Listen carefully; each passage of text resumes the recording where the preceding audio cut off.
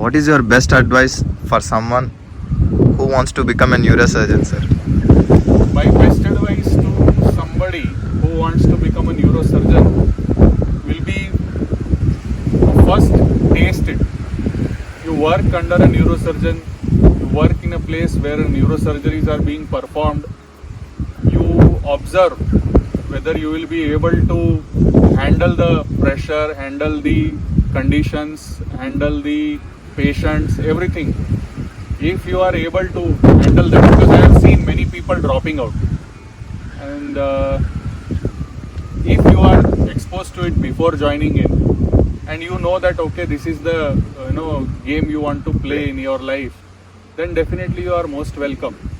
Otherwise, it becomes very difficult. I have seen many people struggling with respect to managing their own selves, managing their family, managing everything around them, and it becomes. What is the toughest part of your job, sir? Toughest part of my job is to explain patients about what is the gravity of the situation.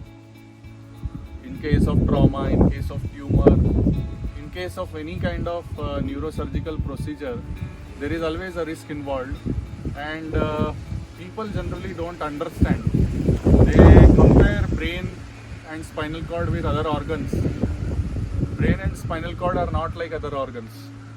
If the function is lost, there is a chance that function will never be regained back. And that is the most difficult part of my job, where I have to explain them, no, this is something very critical. How confident are you about your surgeries? See, a true surgeon should never be confident of his or her surgery. Why? Because overconfidence is very easy to seep in, and we should always be in doubt about what are we doing, and that doubt will help us to improvise with every surgery.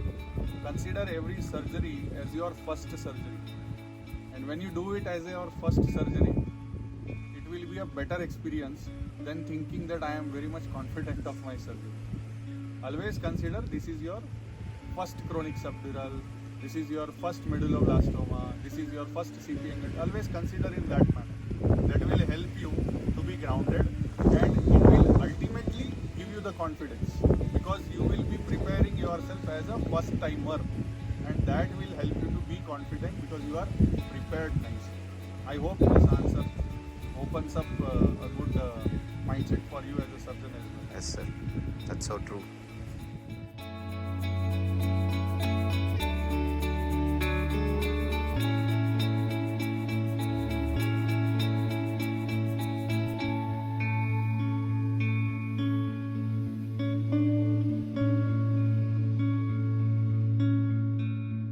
That is what we are planning to do.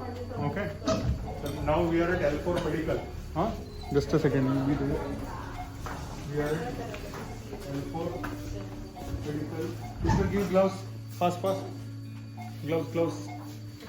Regular gloves.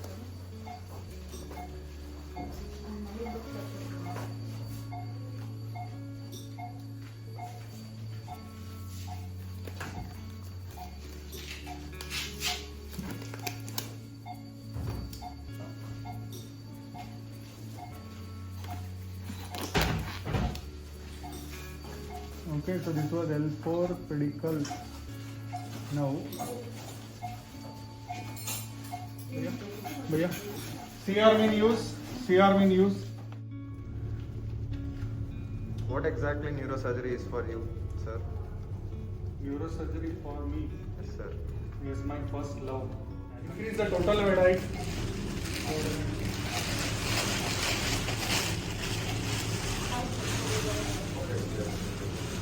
Yeah, today's case is a very interesting, at the same time very unfortunate case. A 28-year-old guy having multi-level lumbar canal stenosis. This is a kind of stenosis which is happening because of congenital bony abnormality.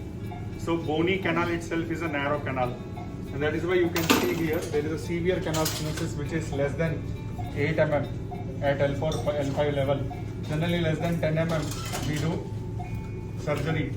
Okay, And you can see here at L3, L4 also there is a canal stenosis. Whatever looks triangular is canal stenosis. Whatever looks oval is not canal stenosis. So you can see L3, L4, L4, L5. L4, L5 you don't see even CSF. CSF is squeezed out of the canal. And L5, S1 as well. You can see ligamentum flavum hypertrophy. So all these things combined together, ligamentum flavum hypertrophy, facetal hypertrophy, and then bony canal stenosis, the nerve roots are getting compressed and patient is having symptoms of neurogenic claudication. That is why we are planning to perform multi-level decompression, and as we are doing multi-level decompression, we are planning to fix it also so that patient later on does not develop iatrogenic listhesis. Thank you, sir.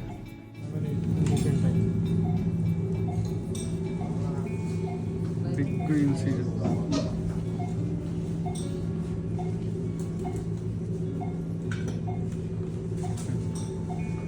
Pressure give